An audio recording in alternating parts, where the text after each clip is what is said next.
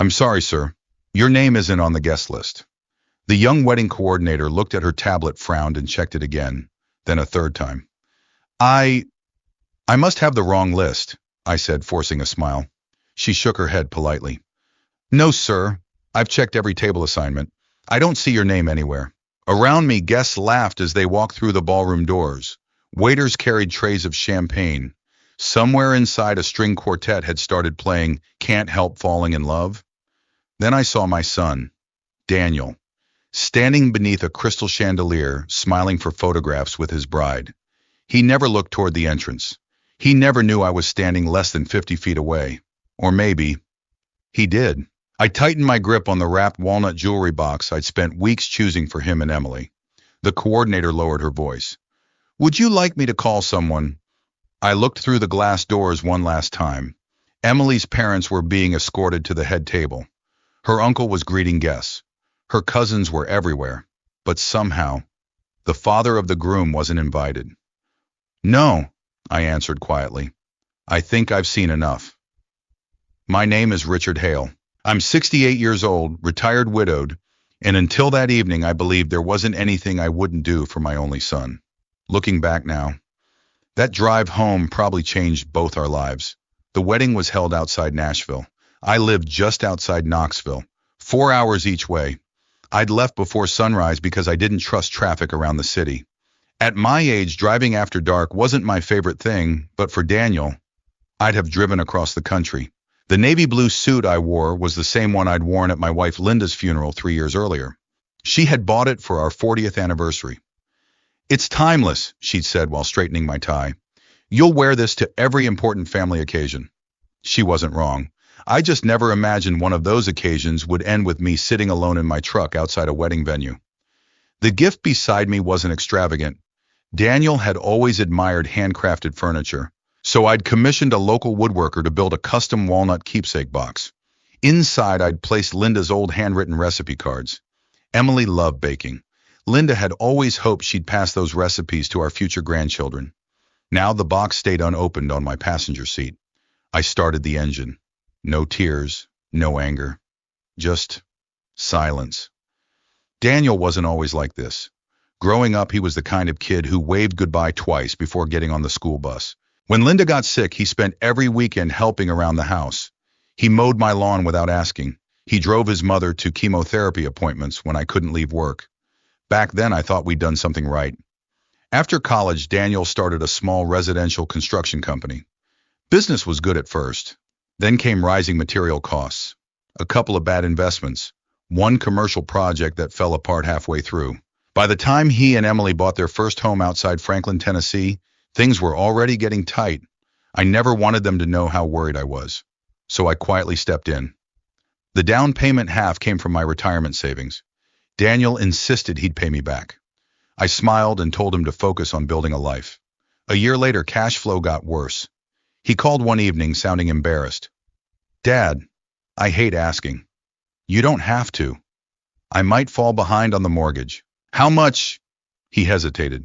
I'll figure something out. You just did. That was the beginning. What started as one mortgage payment became another, then another. Eventually, I set up automatic payments directly through my bank. Daniel never asked again. Neither did I. 3 years, 36 mortgage payments. Not because I was wealthy. Far from it. I had a comfortable retirement, Social Security, a modest pension, some savings Linda and I had built over 40 years. Every payment meant postponing another home repair, skipping another vacation, driving my old pickup another year. I never regretted it. Helping your child isn't supposed to feel like a burden. At least, that's what I believed. When Daniel announced he was finally marrying Emily, I couldn't have been happier. Linda hadn't lived long enough to see it. That hurt. But life doesn't wait for grief to finish. The invitation arrived 6 weeks before the ceremony. Something felt odd. No handwritten note, no love Daniel, just a printed invitation. Even stranger, there was no seating information. No rehearsal dinner details, no RSVP card. I called Daniel. Did something get left out? He laughed. Dad, don't worry about it. What time should I be there? Just come. Everything's already handled. Simple enough, or so I thought. On the morning of the wedding, I stopped at a florist and bought fresh white roses, Linda's favorite. I planned to leave them at the small memorial table couples sometimes set up for loved ones who couldn't be there. I never found out whether there even was one, because I never made it past the front door. The drive home felt longer than 4 hours. About halfway back, I pulled into a quiet rest area. I opened the walnut keepsake box, ran my fingers across Linda's recipe cards. Her handwriting looked exactly as I remembered. Neat, patient, gentle. She used to tell Daniel something whenever he'd make a mistake. Character isn't measured by how you treat people when everyone's watching. It's measured by how you treat the people who will love you anyway. I wondered if he'd forgotten, or if I'd simply failed to teach him well enough. I reached home close to midnight. The house felt exactly as it always did. Quiet, predictable, safe. I hung my suit back in the closet, placed the unopened gift on Linda's old sewing table. Then I sat in front of my computer. I logged into my online banking. There it was, automatic mortgage transfer, scheduled, first business day of every month. I stared at it for almost a full minute. No anger, no speech, no dramatic goodbye. I simply clicked, cancel automatic payments. The confirmation screen appeared. Are you sure? For the first time in 3 years? My answer wasn't difficult. I clicked, yes. Then I shut the computer, turned off the lights, and went to bed knowing that somewhere in Tennessee, my son had no idea his life was about to become very different. The first morning after the wedding, I woke up expecting to feel angry. Instead, I felt lighter. Not happy, not vindicated, just lighter. For 3 years, I'd carried a responsibility that wasn't mine anymore. Every month before I paid my own bills, I'd made sure Daniel and Emily's mortgage payment reached the bank on time. I never thought of it as charity. It was simply what fathers did. At least that's what I'd always believed. I poured myself a cup of black coffee and sat on my back porch, overlooking the small patch of woods behind my house. A pair of cardinals landed on Linda's old bird feeder. She loved those birds. She used to say they reminded her that someone was always watching over us. I wish she were watching now. She would have known exactly what to say. Life settled into a familiar rhythm. Monday mornings, I volunteered at the local Habitat for Humanity warehouse. Tuesday afternoons, I met 3 retired friends for coffee at the same diner we'd been visiting for nearly 15 years. On Wednesdays, I mowed my lawn. Nothing dramatic, nothing extraordinary. Just ordinary American retirement. Only one thing had changed. My checking account no longer lost nearly $2,000 at the beginning of every month. I didn't realize how much breathing room that gave me until I saw the numbers. For the first time in years, I scheduled repairs on my truck instead of hoping it would survive another winter. I finally replaced the leaking water heater Linda had wanted me to change before she passed. I even bought myself a decent recliner after sitting in the same worn-out chair for nearly 20 years. Every purchase came with the same guilty thought. I should have done this sooner. Then another voice answered. No, you simply stopped paying someone else's bills. Daniel never called, not after the wedding, not to ask whether I'd made it home safely, not to explain why I wasn't allowed inside, not even to thank me for the gift he'd never received. At first I told myself there had to be an explanation. Maybe the wedding planner made a mistake. Maybe Daniel thought I'd been seated somewhere else. Maybe, but every passing day made those excuses harder to believe. A person who truly cared would have called. 1 day, 2 days, a week, anything. Silence has a way of revealing truths words try to hide. A few weeks later, I stopped by the bank to review some retirement investments. My longtime banker Melissa smiled as I sat down. Looks like your monthly expenses dropped quite a bit. They did. She glanced at the screen. You finally canceled that recurring transfer. I nodded. It was time. She didn't ask questions. Professional people rarely do. Instead, she smiled and said something that stayed with me. Sometimes helping someone too long keeps them from learning how to stand. I thought about that all the way home. Maybe I'd confused love with protection. Maybe I'd been rescuing Daniel from lessons he needed to learn himself. Linda had warned me once, years ago. Daniel had forgotten to repay a small loan I'd given him. I laughed it off. Linda didn't. Richard, she'd said gently, help him when he falls. I am. But don't carry him after he can walk. At the time, I thought she was being too strict. Now I wasn't so sure. 3 weeks after the wedding, I opened a kitchen drawer looking for batteries. Instead, I found an old Father's Day card. Daniel couldn't have been more than 12. The front read, "To the best dad in the world." Inside, he'd written in crooked handwriting, "When I grow up, I want to be just like you." I sat there for a long time holding that card. People don't become strangers overnight.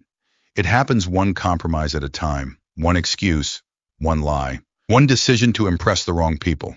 I wasn't grieving the man Daniel had become. I was grieving the little boy I'd once known. Exactly 1 month after the wedding, my phone buzzed while I was grocery shopping. I looked down. Daniel, not a phone call, a text. I smiled. For just a second, I thought maybe he'd finally realized what he'd done. Maybe this was the apology. I opened the message. "Dad, the mortgage is due." That was it. "No, how are you?" "No, I'm sorry about the wedding." "No, can we talk?" Just 4 words, "The mortgage is due." I stared at the screen while shoppers pushed carts past me. One woman accidentally bumped my shoulder. "Sorry." "It's all right." She apologized faster than my own son had. I slipped my phone back into my pocket, finished shopping, bought chicken, vegetables, coffee, and a slice of apple pie. I drove home, put away every grocery bag, fed the birds, made dinner. Only after washing the dishes did I pick up my phone again. I read the message one more time. It still sounded less like a son talking to his father, and more like an employee reminding accounting to pay an invoice. I typed 6 words. "Then I suppose you should pay it." I read them twice. No insults, no lectures, no passive aggression, just the truth. Then I pressed send. The response came almost immediately. My phone rang. "Daniel," I let it ring. Voicemail. Another call. Then another. 5 missed calls in 15 minutes. A sixth, a seventh. Finally, a voicemail notification appeared. I didn't listen. Not yet. If he'd wanted to talk to me, he'd had an entire month. The next morning, there were 3 more texts. "Dad, answer your phone." 5 minutes later. "This isn't funny." 10 minutes after that. "The payment didn't go through. Call me ASAP." Still no apology. Still nothing about the wedding. The mortgage remained more important than his father. I put the phone face down and went outside to trim the hedges. About an hour later, my neighbor Frank wandered over carrying 2 fishing rods. "You still coming Saturday?" I wouldn't miss it. He looked at me carefully. "You all right?" "I think so." "You sure?" I smiled.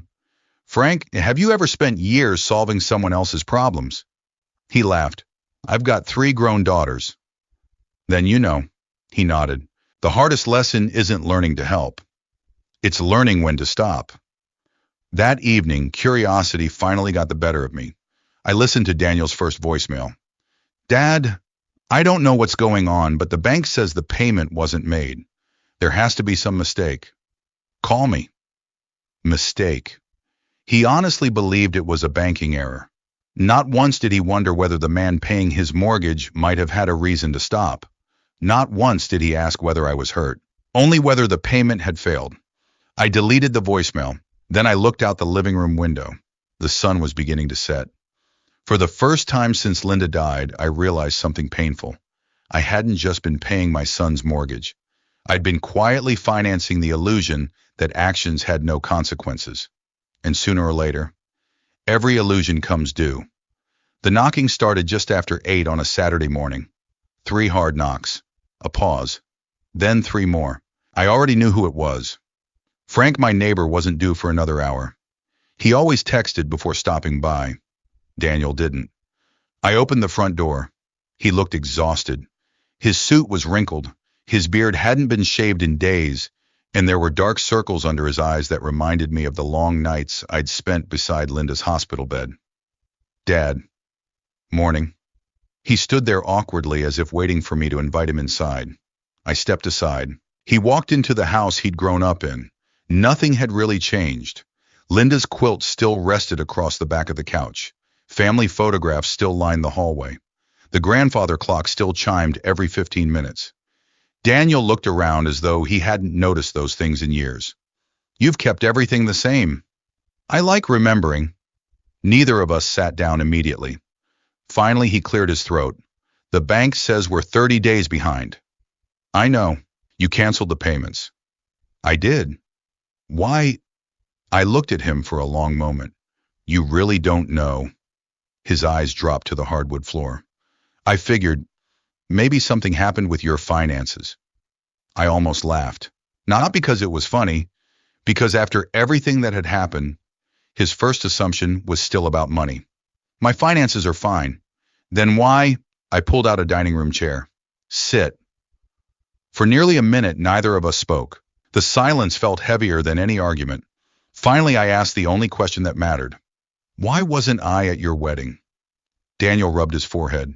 Dad, it wasn't supposed to happen like that. Then tell me how it was supposed to happen. The planner messed up. I nodded slowly. I see. It was chaotic. Hundreds of guests. Mistakes happen. I agree. He looked relieved. Then I asked quietly, so why didn't you call me afterward? His relief disappeared. You had 4 weeks. I've been busy. Too busy to ask whether your father made it home after driving 4 hours? He opened his mouth, closed it again. There wasn't a good answer, because there wasn't one. He finally said the words I'd been expecting. I'm sorry. It sounded practiced, automatic, like apologizing after bumping into someone at the grocery store. Not after leaving your own father standing outside your wedding. I looked at him calmly. Are you sorry because you hurt me? He hesitated. Or because your mortgage payment disappeared? He didn't answer. That answer told me everything. The doorbell rang. Daniel frowned. You expecting someone? I believe so. I opened the door. Standing outside was Emily. She looked embarrassed. I didn't know Daniel was already here. I didn't either. She stepped inside, holding a small bakery box. I brought cinnamon rolls. Linda used to bake cinnamon rolls every Christmas. Emily remembered that.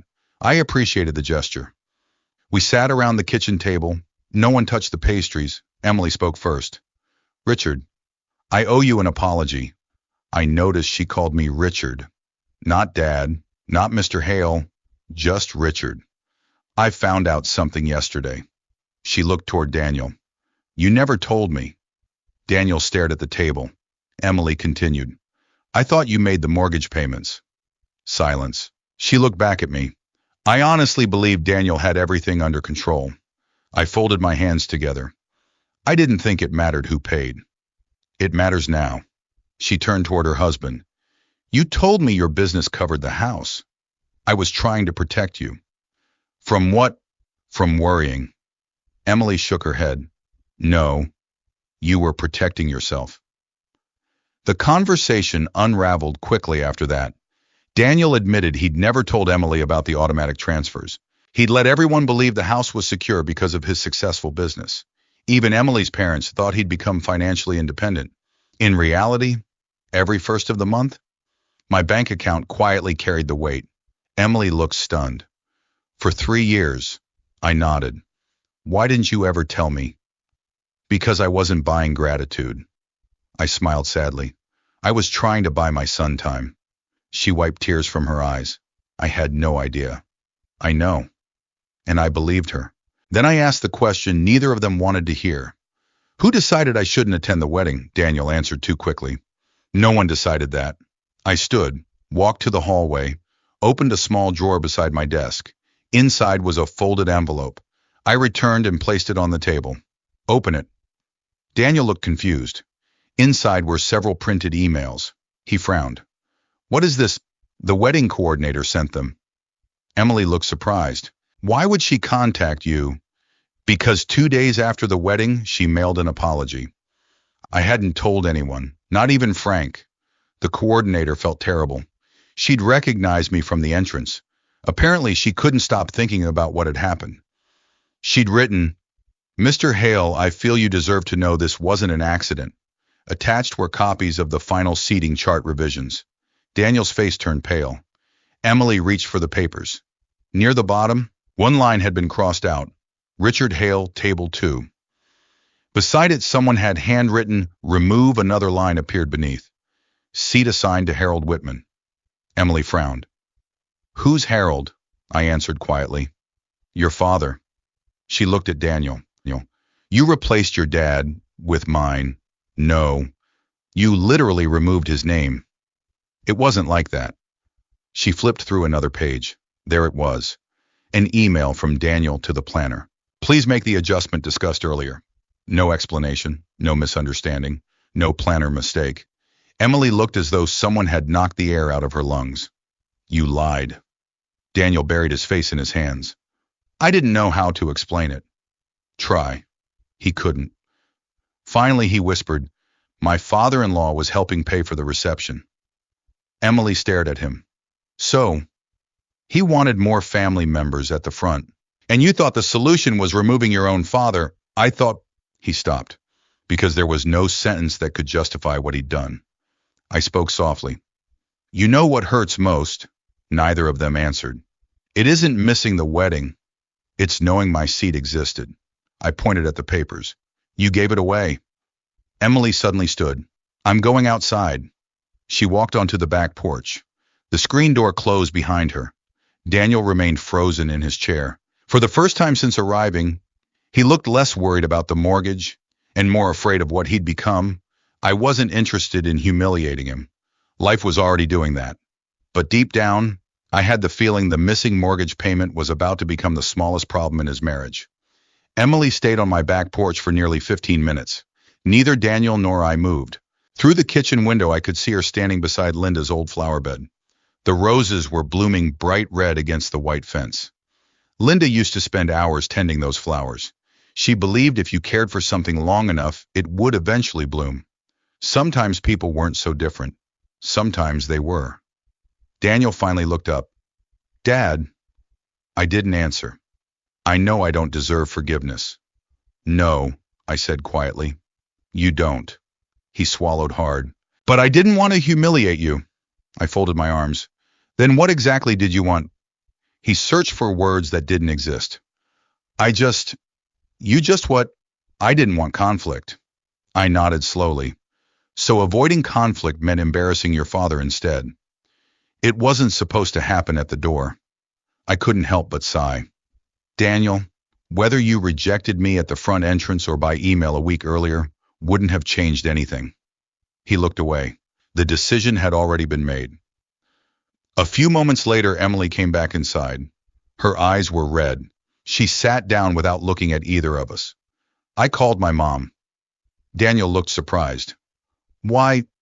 Because I wanted to know if she knew. And Emily stared straight ahead. She didn't. He blinked. What? My parents thought you wanted to keep the ceremony small. She turned toward him. They had no idea your own father wasn't invited. Daniel's shoulders slumped. My dad asked me several times why your father wasn't at rehearsal dinner. Emily's voice cracked. I told him you said Richard wasn't feeling well. She shook her head in disbelief. I defended you. The room became painfully quiet. I wasn't shocked. When people lie once, they usually have to build another lie to protect the first one. Eventually, they forget which version they told to whom. Emily reached into her purse.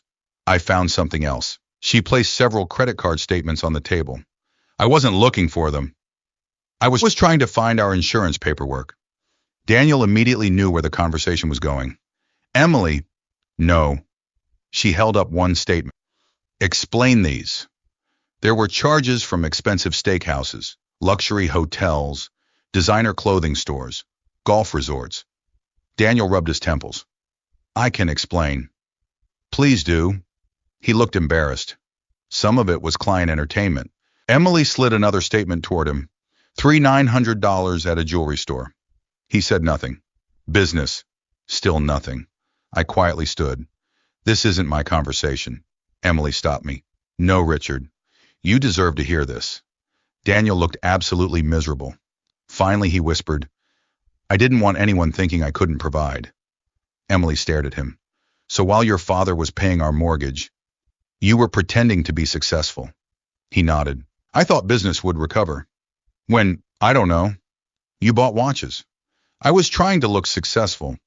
You bought vacations. I thought appearances mattered. Emily laughed bitterly.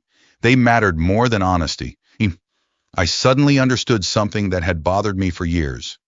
Daniel had never asked for more money, because he didn't have to. He already knew I'd quietly solve the biggest problem every month. That left him free to spend what he earned trying to impress everyone else. Not because he was evil, because he'd become addicted to appearances. And I had unknowingly made that addiction possible. That realization hurt almost as much as the wedding. Emily looked at me. "Richard, I'm so ashamed." I smiled sadly. "You didn't create this." "No.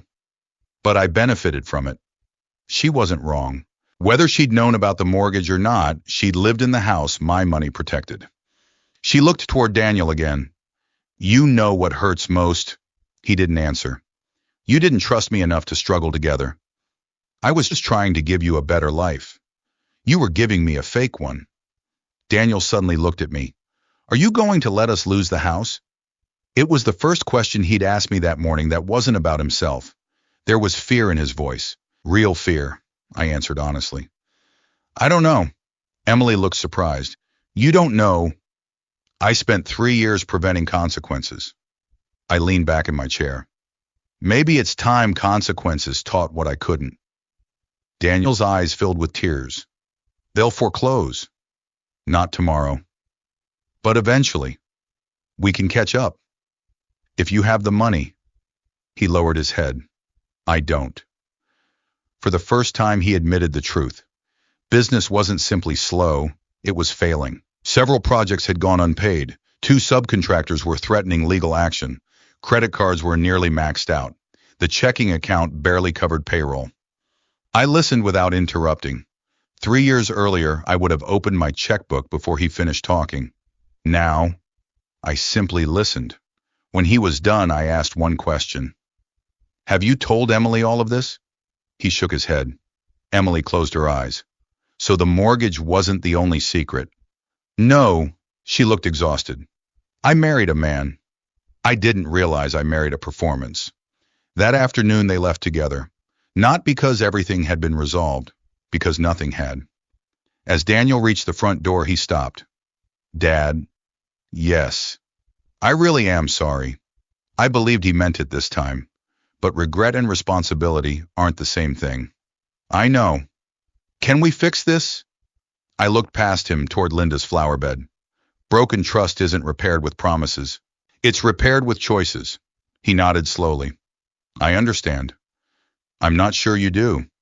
He accepted that answer without arguing. For the first time in years, he left my house without asking me for anything. 3 days later, I received an unexpected phone call. It wasn't Daniel. It was a loan officer from the local bank. She politely confirmed that I was no longer making the mortgage payments. "I just wanted to verify the recurring transfers have permanently stopped." "They have." "Thank you, Mr. Hale." Before hanging up, she said something that stayed with me. "The homeowners have contacted us requesting a hardship modification." So they weren't waiting for me anymore.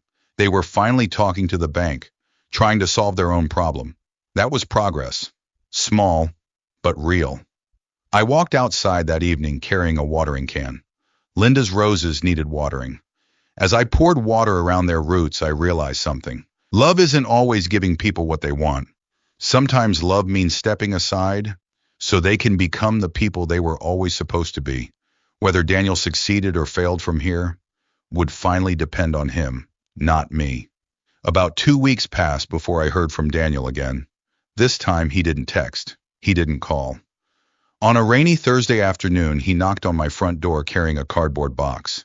He looked different, not because he'd suddenly become younger or healthier, because the confidence, the kind that had always seemed tied to expensive clothes and polished shoes, was gone. He looked honest. "Can I come in?" I nodded. He set the box on my kitchen table. "I brought a few things." Inside were several expensive watches, a designer leather briefcase, golf clubs, an unopened tablet, even a high-end espresso machine. I looked at him. "Cleaning out the house." He managed a weak smile. "Selling everything that isn't necessary." I closed the box. "That's a start." He nodded. "It won't cover much." "No, but that's not the point." He accepted a cup of coffee and we sat in silence for a while. Finally, he spoke. I met with the bank. How did it go?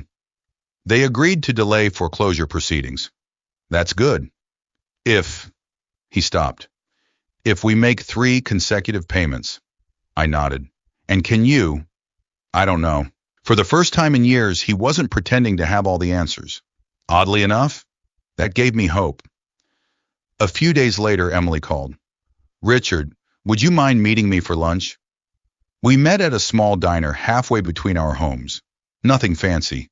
The kind of place where everyone called the waitress by her first name. She looked exhausted, but determined. I wanted to tell you something before Daniel does. I listened. I sold my engagement ring. I looked up. You didn't have to. I wanted to. She smiled sadly. It wasn't the diamond that made us married. What did you do with the money? Paid off 2 credit cards. I couldn't help smiling. Linda would have liked her answer. Emily stirred her iced tea. I was angry. I know. But now I think I understand something. What? You weren't trying to punish us. No? You were forcing us to face reality. Exactly. She nodded. I wish we'd learned that lesson sooner. So do I. Over the next month, I heard bits and pieces from mutual friends. Daniel had sold one of his company trucks, canceled the country club membership I'd never known he had, stopped leasing expensive equipment he barely used. He even took on remodeling jobs himself instead of subcontracting everything out. One afternoon, Frank stopped by after seeing Daniel at a hardware store. You know, he said while helping me stack firewood, your boy was loading lumber into his own pickup. So, I've never seen him do that. I smiled. I used to. Frank chuckled. Maybe he's finally becoming a contractor instead of pretending to own an empire. Then came another surprise. One Saturday morning, Daniel called. Dad. Morning. I need a favor. I waited. Not money. That made me smile. I need advice. About what? The bank wants a realistic budget. I've never made one. You've run a business for 10 years. I know. You always assumed next month would fix this month. There was a long silence. Yeah. Come over. For the next 4 hours, we sat at my dining room table surrounded by receipts, invoices, tax returns, and legal pads. I showed him something my father had taught me decades earlier. Every dollar needs a job. He laughed. I've heard people say that. Most people don't do it. We categorized every expense. Necessary, optional, waste. The waste pile grew disturbingly large. Luxury subscriptions, unused software, business dinners that never produced clients, a leased luxury SUV, 3 streaming services, premium gym memberships no one used. Daniel rubbed his forehead. I can't believe I let it get this bad. It didn't happen overnight. No. It happened one excuse at a time. He looked at me. I sound like you. I smiled. That's not the worst thing in the world. As we finished, he quietly asked, Can I ask you something? Of course. When you stopped paying, were you trying to hurt me? I answered honestly. No. He looked surprised. I was trying to stop hurting myself. He frowned. I don't understand. I spent years believing love meant protecting you from every consequence. I folded the budget papers neatly, but every month I solved your financial problems. I gave you permission not to solve them yourself. He stared at the table for a long time. I never saw it that way. I know. I thought you wanted to help. I did. But helping and enabling aren't always the same thing. A week later, Daniel invited me somewhere. Dad, there's someone I want you to meet. He drove me to one of his job sites. It wasn't a luxury development, just a modest ranch home owned by an elderly widow. Inside, Daniel introduced me to Mrs. Alvarez. She smiled warmly. Your son refuses to overcharge me. Daniel looked embarrassed. I just charge what the work actually cost. Mrs. Alvarez laughed. He told me I'd rather build trust than another invoice. As we walked back outside, I glanced at him. That's new. He smiled. I've been thinking about what you said. What part about character? I looked confused. He continued. Mom used to say, his voice softened, character isn't measured by how you treat people when everyone's watching. I stopped walking. You remember. I remember everything. He swallowed hard. I just forgot to live by it. That evening before leaving my house, Daniel placed an envelope on the kitchen table. What's this? Open it later. After he left, I did. Inside was a handwritten note. Not typed, not rushed. Handwritten. Dad, I kept wondering why you never yelled at me. Now I know. Silence gave me room to hear my own mistakes. I can't undo what I did. I can't give you back the wedding you deserved. But I promise you'll never have to wonder where you stand in my life again. I want to earn back your trust, not buy it. Love, Daniel. I folded the letter carefully, then I placed it inside Linda's walnut keepsake box. For the first time since that terrible wedding day, it finally held something worthy of being kept. Autumn arrived quietly that year. The maple trees lining my street turned shades of orange and crimson, and for the first time in a long while, I found myself looking forward instead of looking back. Healing doesn't happen all at once. It happens one honest conversation, one difficult decision, one kept promise at a time. Daniel was learning that. So was I. 3 months after the wedding, I received another invitation in the mail. This one wasn't printed by an expensive stationery company. It wasn't wrapped in ribbons. It wasn't designed to impress anyone. It was a simple white envelope. My name was written across the front in Daniel's handwriting. Inside was a single card. Dad, would you come to dinner Sunday? I already saved you a seat. I smiled before I even realized I was smiling. Sunday afternoon, I drove back to Franklin. The same 4-hour trip, the same highway, the same truck. Only this time, I wasn't carrying a wedding gift. I was carrying Linda's walnut keepsake box. When I pulled into Daniel's driveway, the first thing I noticed was what wasn't there. The luxury SUV was gone. The landscaping service signs were gone. The expensive patio furniture had been replaced by a simple wooden picnic table. The house looked lived in, not staged. Emily opened the front door before I reached it. This time, she didn't simply smile. She hugged me. I'm really glad you came. So am I. Inside, the smell of pot roast filled the house. It reminded me of Sunday dinners Linda used to make. The grandchildren ran into the living room. Grandpa, I hadn't realized how much I'd missed hearing that word. Emily laughed. They've been asking all week when you were coming. Then Daniel walked into the room. He looked healthier, not richer, healthier. He wasn't wearing a designer jacket, just jeans and a flannel shirt with sawdust still clinging to one sleeve. He looked more like the young man who used to help me build fences than the businessman who had spent years pretending to be someone else. Without saying a word, he handed me a framed photograph. It was their wedding portrait. I recognized it immediately. Only something was different.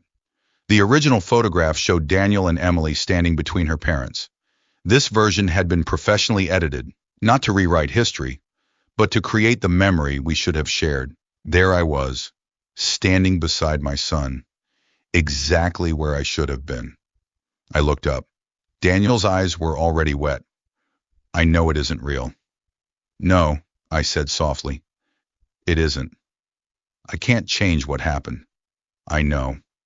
But I wanted you to know. His voice broke. That's where you always belonged. I set the frame on the table. Then I hugged my son for the first time in years. Neither of us said anything. Sometimes silence finally says the right thing. Dinner was simple.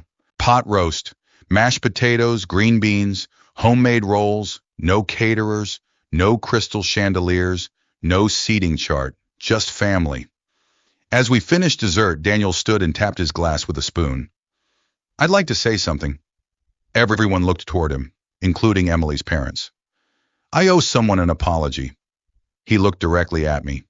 When I planned our wedding, I cared more about impressing people than honoring the man who spent his life taking care of me. The room was completely silent. I convinced myself appearances mattered. I thought success meant looking successful. I was wrong. He paused. The strongest man I know drove 4 hours to celebrate me, and I left him outside. Emily reached for his hand.